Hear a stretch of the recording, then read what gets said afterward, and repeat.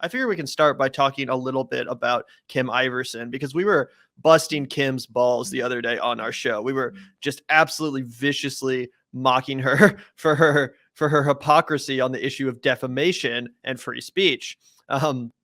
So, we were giving her a lot of shit, but today we are happy to say that we have to give Kim Iversen some real credit where credit is due. Tulsi Gabbard, who Kim Iversen has historically been a huge supporter of, a big fangirl of. Tulsi Gabbard is, just left the Democratic Party in a very dramatic fashion. And right now she's pretending that to just be an independent. I'm just an independent. I'm not a partisan. I'm not a Democrat or a Republican. But something that kind of flies in the face of that so-called independence is the fact that she's now out here stumping for Trump-supported Republican candidates, specifically Don Bolduc, who's the candidate for U.S. Senate in New Hampshire. He's a Trump-endorsed Republican. And Tulsi Gabbard is supporting him. I think she's going to appear at one of his rallies to do a stump speech for the guy. And she says, "Our country was founded on the foundation of freedom." That's such a... that's so repetitive. It's founded on the foundation of freedom. Okay, Tulsi, thank you for that. Very, very deep thought there. Like me and every soldier that's ever served, General Don Bolduc took an oath to support and defend the Constitution against all enemies, foreign and domestic. He remains deeply committed to that oath. At a time when our fundamental freedoms are under attack, I have no doubt he will do all he can to stand up to those in Washington who seek to undermine our God-given civil liberties enshrined in the Constitution. That's why I'm supporting Don Bolduc, and I ask you to do the same." And then she, links down to his page, trying to get some fundraising for this dude. So yeah, again, noted anti-war, independent Tulsi Gabbard out here supporting, guess who? A warmongering Republican. Yeah. And just to add to anybody who missed it when we roasted him for this the other day, Mike Preisner of Empire Files actually pointed out that this guy has advocated openly for fucking toppling the Kremlin, putting U.S. boots on the ground in Ukraine. I mean, this guy is he seriously flies in the face of every anti-war principle that Tulsi has pretended to espouse in the wake of the Biden administration. So yeah, Tulsi Gabbard, who's pretending to be an independent, who's still pretending to be anti-war, is now out here stumping for and supporting pro-war Republicans.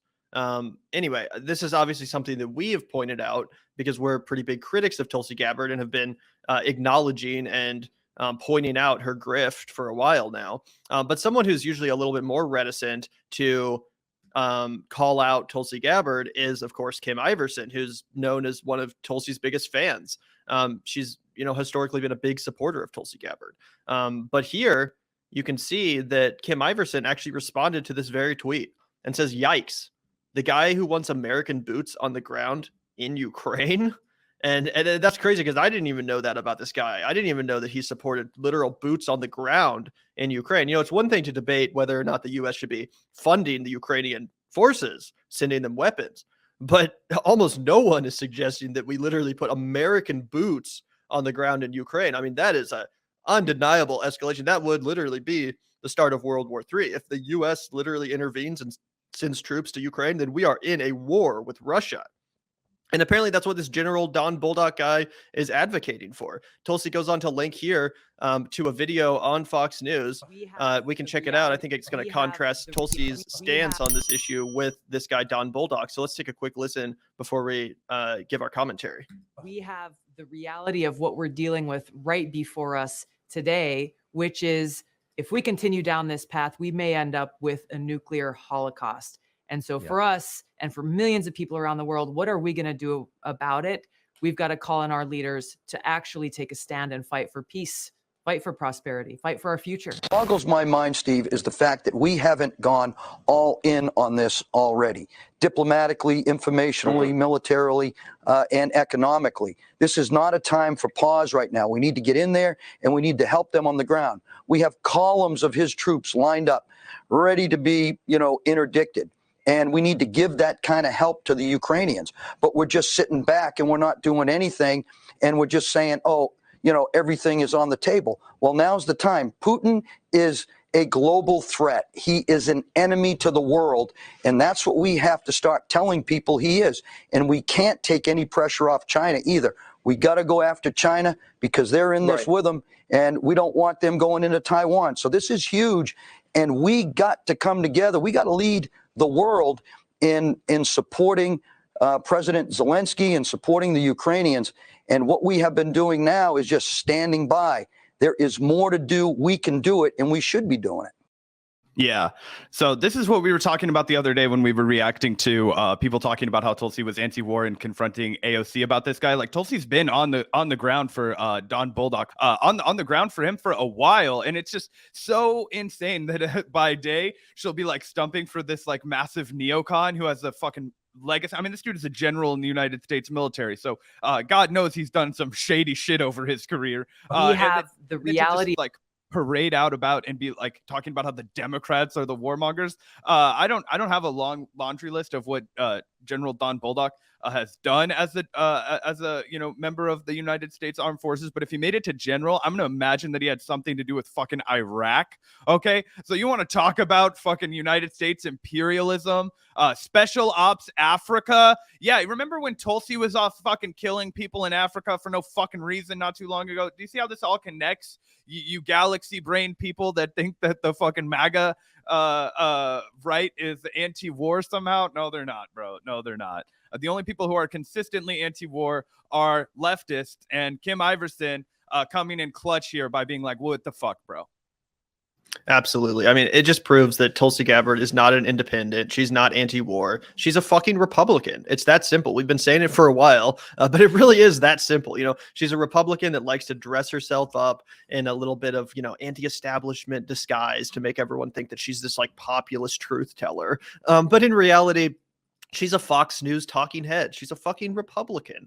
It's not much more simple than that. And again, I do have to give massive credit to Kim Iversen for calling this out and for kind of pointing out her massive hypocrisy here, claiming in one breath to be against war and against nuclear annihilation and warning everyone so gravely about the threat of escalating with Russia. And then in the next breath, endorsing a guy who not only supports our current policy of arming Ukraine, but is arguing on cable news that we need to go further, that we need to put boots on the ground to get more involved in this war with a nuclear armed superpower.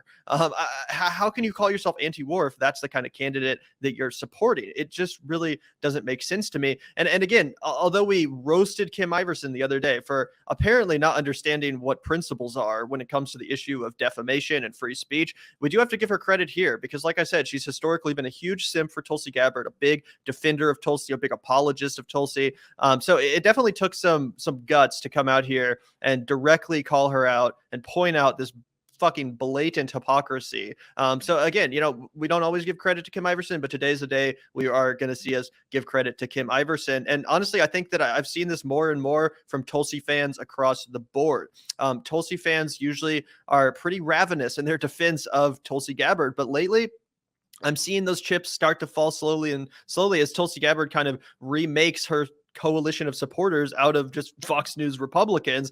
Some of her more like genuine principled anti-war lefty supporters are falling by the wayside. Another example of this I saw, I'll pull up right now. Here's an account. I don't really know much about this account, but I see them a lot on Twitter. They're like a big pro Assange account. One of the most like vocal supporters of Julian Assange. I think her name is Misty. And she says Tulsi is currently an active serving member in the U.S. military and is now traveling around endorsing and campaigning for known war hawks, and her supporters will still pretend that she's anti-war. Come on, y'all. And Misty here actually got a lot of pushback from her audience. A lot of people were saying, she's been in support of Julian Assange and she did this and she did that. Basically just like, well, what about all this other stuff that she did that was based?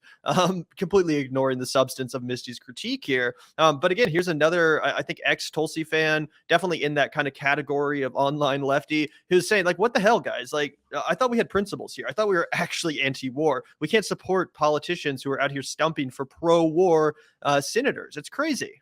Oh, 100% it's crazy. And yeah, look, this is where you separate the like simps from the principled people. And clearly, Comrade Misty has, their eyes open to what the fuck is going on. It's getting really harder and harder for people to buy the line. in the same way that, you saw Andrew Yang, and he did this really unsuccessfully. I think Tulsi's going to be more successful, if you want to call it, like retaining like a following.